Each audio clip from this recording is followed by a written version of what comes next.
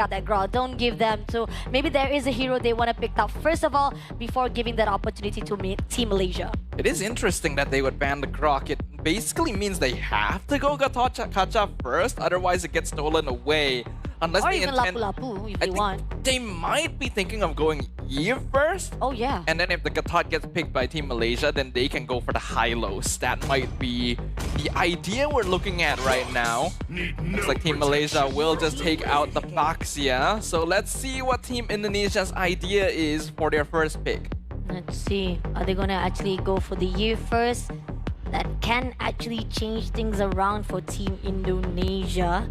But again, I kind of feel like they are also particularly looking on the side of Gatot Kaca instead to be picked up. So Malaysia is still open if they want to actually pick out that Yi for themselves, or they want to do the same thing where they picked out their own assassin jungler again for the first time for the two first heroes. Now, Team Malaysia has the option of both Lancelot and Hayabusa this time around. Team Indonesia will just probably grab whichever hero Team Malaysia doesn't go for here. Eve with a Lancelot combo is not too bad, but the synergy of it is going to be a bit lacking. And they're also going to be needing to look for a roamer now that both Grok and Gatot have been taken off the table. With Gatot on the opposite side as well, Kalea is also not as viable. Looks like it's going to be the Lancelot and the Zeus Sin. What is this? This is a challenge face on or saying like, nah, this is how you use your Jushin actually, Indonesia. So we're gonna show you how it is. So this is Team Malaysia picking up Jushin for themselves. So Eve is still open for Team Indonesia if they want to actually pick it up. Great combo coming in for Gatot Kaca as well. Even another assassin to be picked up if they want to actually take that Hayabusa as well. Yeah, I think Eve should be prioritized. It should be Eve Hayabusa unless Indonesia really wants Lapu-Lapu. That's the choice they have to make. I think regardless, they have to go Haya unless they're particularly confident that their assassin hero pool will still be okay going into the second half of the draft. But Eve Gatot is just such a solid combo overall. It is going to be the Hayabusa with the Uranus instead. Okay, I think pretty much this is kind of a bit of the repeat of the draft, I think, when they fight off with Romania. Yeah, but without Gatot Kaca to be picked out, they actually had Lapu-Lapu, Hayabusa, as well as Uranus as their combo, and it was successful. Great rotation coming in from them. They were able to actually control some of the movements from the early on, so this is the aggression they are looking for. At least they can be able to survive it out for the early rotation. I think they saw how what Malaysia was doing for the first round. They want to make sure at least early game, they will not be easily taken down. But picking Uranus at this point is still risky because there's a lot of fighters that can deal with it. Team Malaysia has the chance to lock in one right now. Something like the Esmeralda would be fairly safe. But the Hilda also slipping through the cracks. This was banned in the second half earlier by Team Malaysia. So they're gonna use it to try and threaten this Haya as much as possible. Once we go into the second phase of bans, Team Malaysia should start getting rid of mid laners, Eve being the priority. Indonesia probably wants to ban heroes like Xborg, Alice, and Glue. Let's see. Not just Eve, Lunox is also can be also taken out as well. There's a lot of the focus right now can be done for Team Malaysia. So let's see who they want to actually take down. I think Eve will definitely be the first pick to shut down first of all. Just sold out a little bit of the mid laner for Team Indonesia. Among the planes exists the equilibrium. As is expected right there, Eve gets taken out. So Indonesia should probably ban Xborg in this phase. I'd be very surprised if they don't. Besides that, getting rid of other heroes that'll give Uranus a hard time is also fairly important. So those are going to be Alice, Esmeralda, Glue. Those are the ones that they might be the most worried about overall. What about the goal lane though? I mean, we haven't seen Granger so far. I mean, do we want to actually put out Carry here? Is it going to be a little bit risky even with Carry having a true damage to just burst down, to just shred and melt out every single... Carry for which team? For Malaysia actually. For Malaysia. No, Xborg is scarier. Yeah, definitely.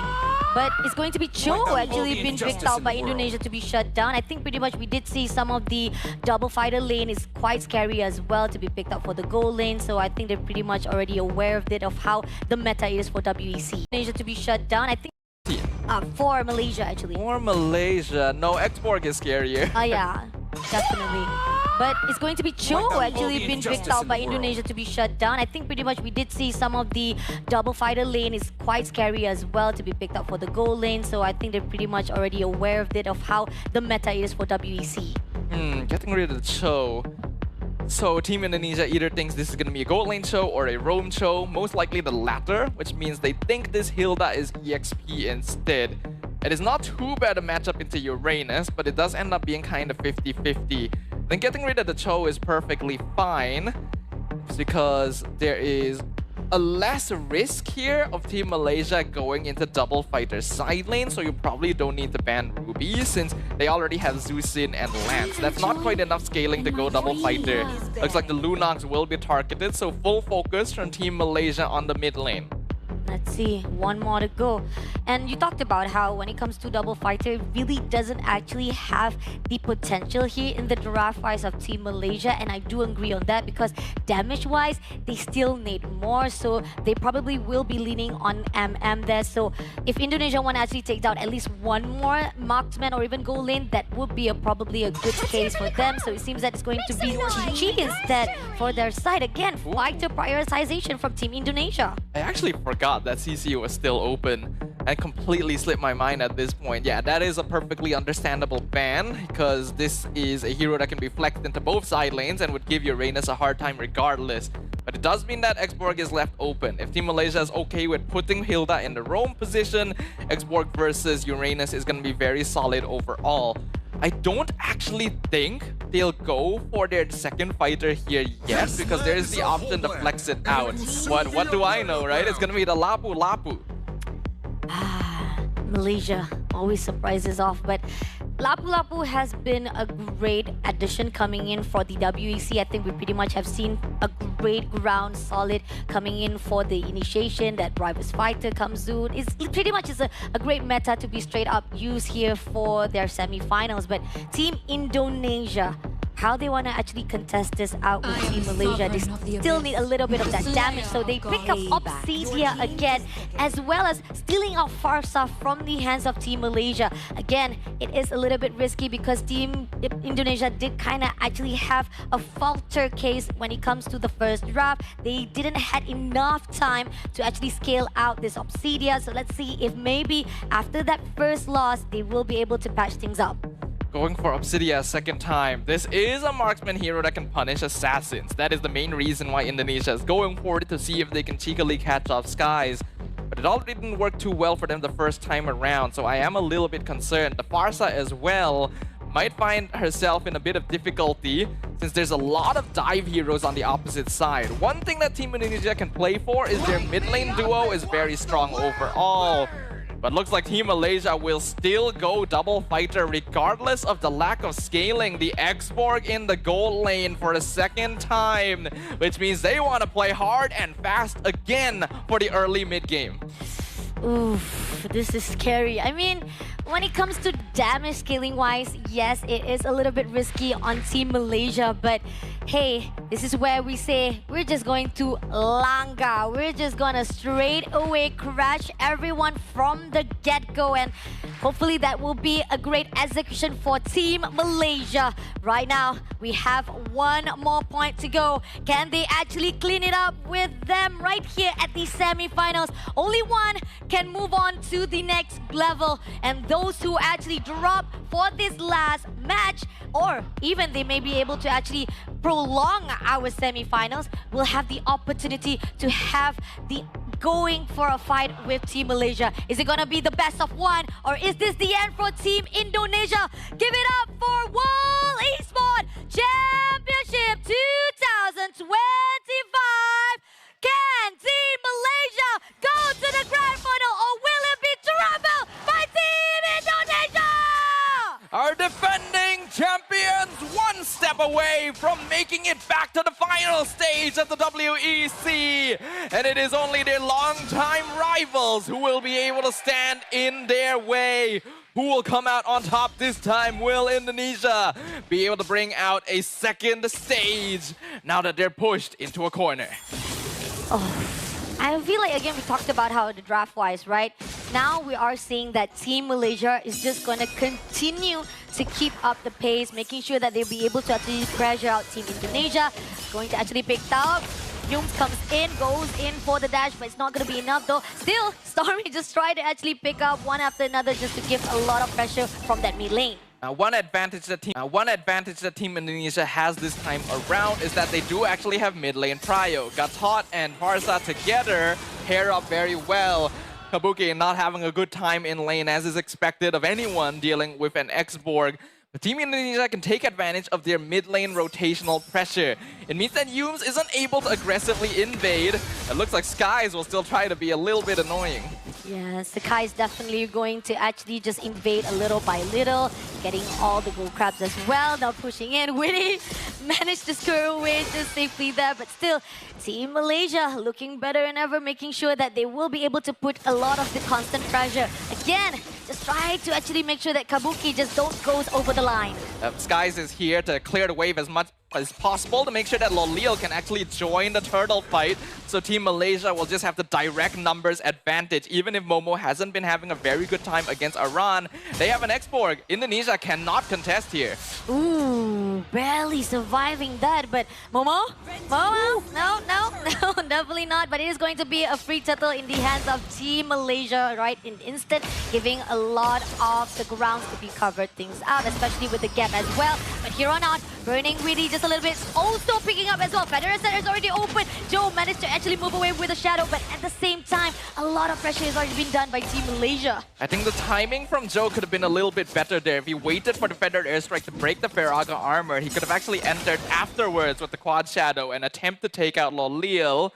But it's still pretty even currently. Team Indonesia has been playing defensively, trying to make sure that they don't fall for the same tricks that happened to them in game number 1. Gold lead is minuscule, though slightly in favor of Team Malaysia. For Team Malaysia goes in for the dive again, but goes back, just making sure a lot of the continuity of pressure going off for Team Indonesia. Malaysia, they know for a fact that early game, they can definitely push the Indonesia from the back and making sure that they just don't overextend.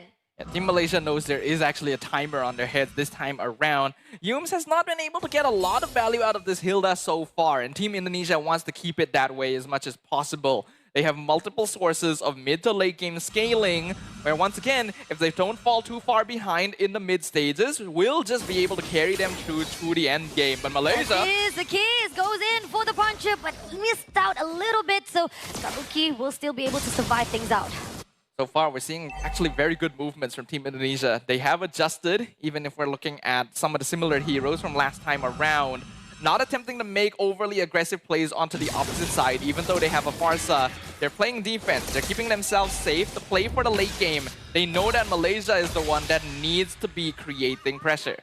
Here's the thing about Dangerous Grass. This is why it is called Dangerous. You don't know where they are coming out for the fight. But coming in right now, they picked up Daran. Goes in for the punch and missed it out, but goes in all day for the fight. Goes out, going to stun it off immediately, but can they actually go there? No! Goes, immediately shuts down Aran, and now living off this second turtle in the hands of Team Malaysia. A good attempt by Iran. Survived for a very long time, but not long enough. This is going to be a free turtle for Team Malaysia. And I want to bring attention from everyone to Yums' positioning in that fight as well. Specifically, cutting off the backup from the rest of Team Indonesia and then pincering around to ensure that the kill goes through. Things like this are what makes the difference in those situations. I like the fact that no matter how much they try to actually tone it down, now going in for the bottom, goes in for the puncher. Momo gets the kill instead, making sure that every pressure is done by Team Malaysia. There's just something about the way Team Malaysia plays. They know how to get under your skin. As an EXP laner, you know, they just committed so many resources to kill you the first time. Surely, they won't be around a second time, but no.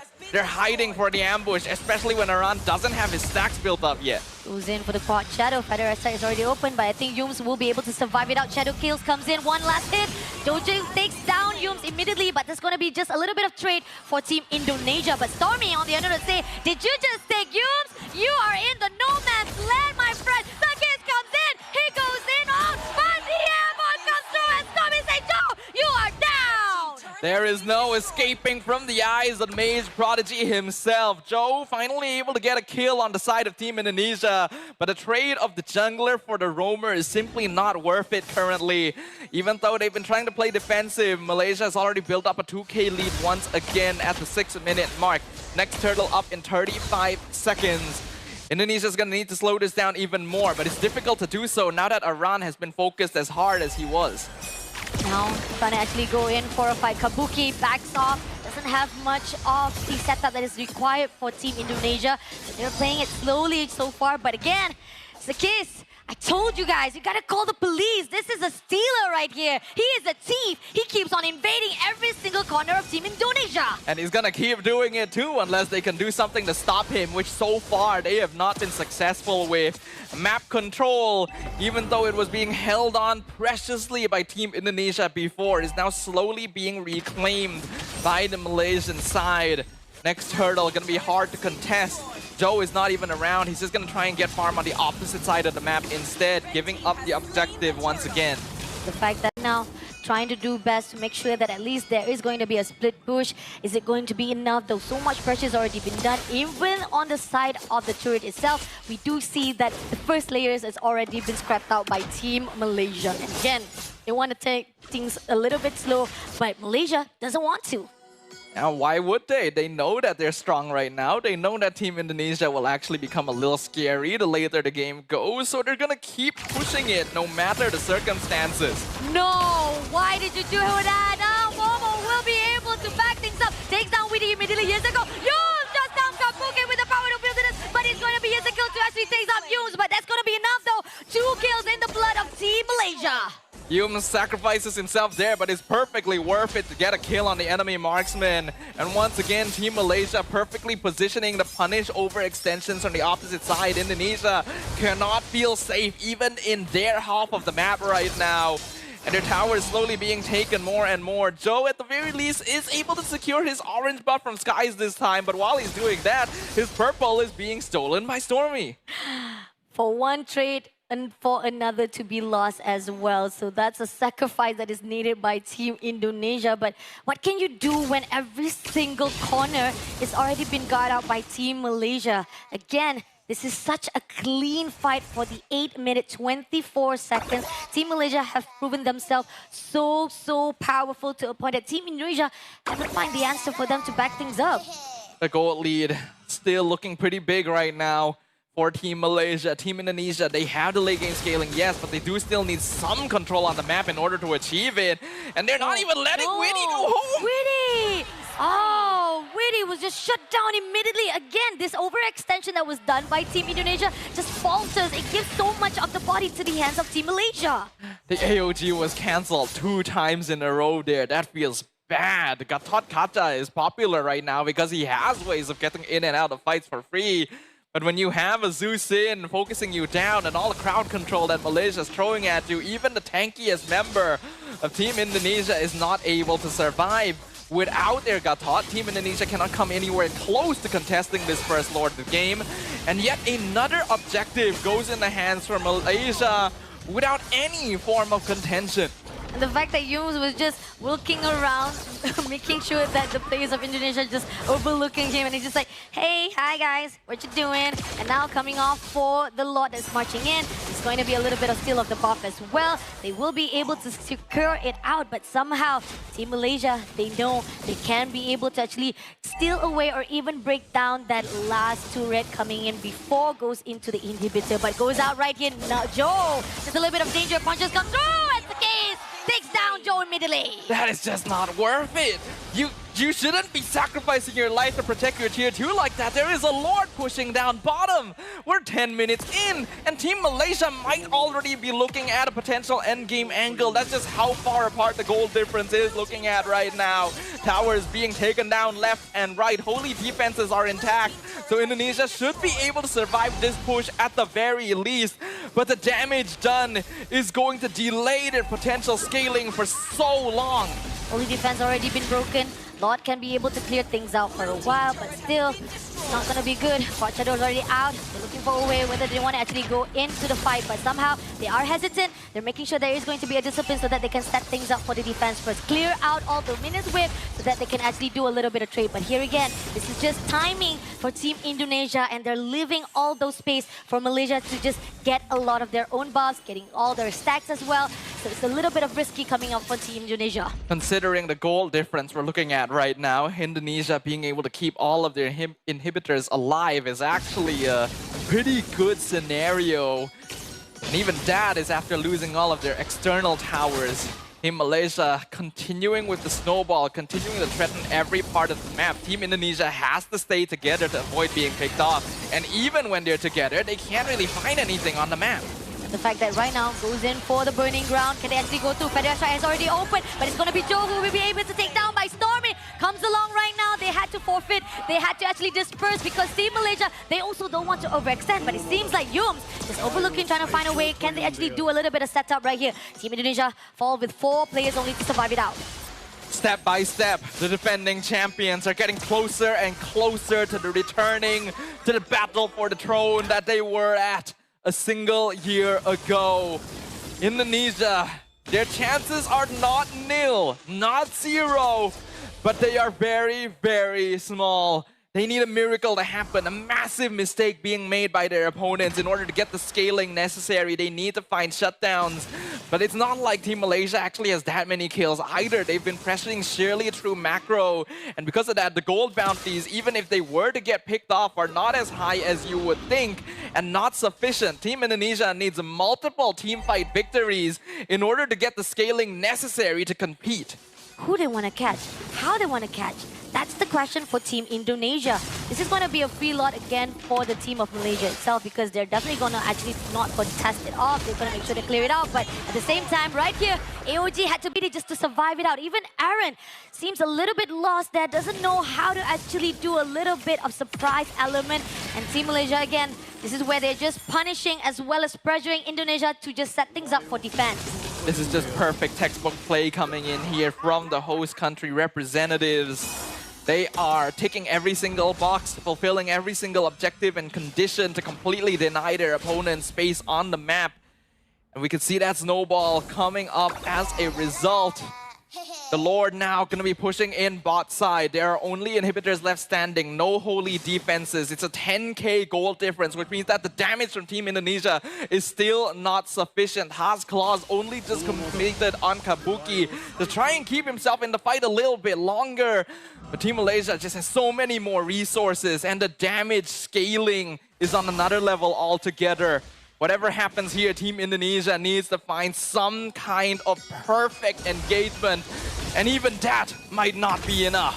Goes in for the bottom turret, right? This is going to be burst down by the Lord itself. It's going to be opening the door. Goes in for the puncher. Witty, half line, surviving that out. But again, they are being a little bit disciplined. But Joe suddenly out of nowhere at the mid was trying to do a little bit of backstabbing. Nah, Yums denies it. You are not going to allow to do that, my friend. I mean, as long as he can get out, it's still actually a perfectly viable play here. In fact, it's going to be able to save Indonesia a second tower. If not, I think Team Malaysia could have taken that mid inhibitor as well. So that is actually the correct play being done by Joe on the Hayabusa currently.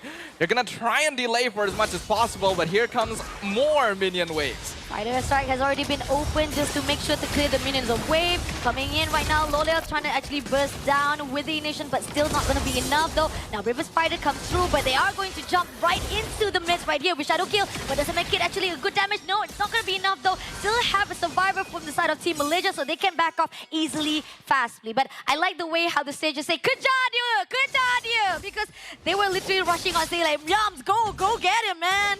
Of course they would, right? They're in a very comfortable place. They're feeling themselves. Everything's going their way. But I will give praise to Team Indonesia right now. Those were very solid defenses that we saw considering the gold lead. Keeping themselves as safe as possible, using their health as resources, and dropping in whenever they think they can do enough poke to maybe zone Team Malaysia back. Because of that, they have been able to keep 2 inhibitors intact for now. Next Lord is going to be coming up in 20 seconds. And Team Indonesia might be able to hold on to it if they're able to keep themselves in place. But the ideal would be to try and maybe contest it away from Team Malaysia. They still have to be very careful because the bot lane is wide open and Skies is already setting up the slow push into it. Because of that, they can take the Lord Dance quite easily and consistently threaten a backdoor victory. Let's see. Is it going to be a backdoor success? Goes in for the VS strike, but at the same time, they goes in for the last insanity. Somehow doesn't manage to go in, but Yum's able to take down Kabuki. Goes in for the AOG. Wait, just managed to actually disperse Team Malaysia. But is it going to be enough though? So far, they are managed to actually trade off one player. A beautiful ambush again from Team Malaysia. They have their front line threat in the jungle, then they come from behind. Comes in, yes, shut down by Sakis immediately. 3 more players to go. Goes in for the puncher again. Joe, have a line still surviving it out, but unfortunately had to back things out for the fountain. Now they're gonna actually push in for the turret. Immediately trying to actually make sure that another turret will be opening it up. Goes in for the quad shadow. Doesn't manage to actually go in for the shadow kill. Joe just also lost in the midst right now. Doesn't know what to do. Goes in for the last insanity. Lolian takes down Witty,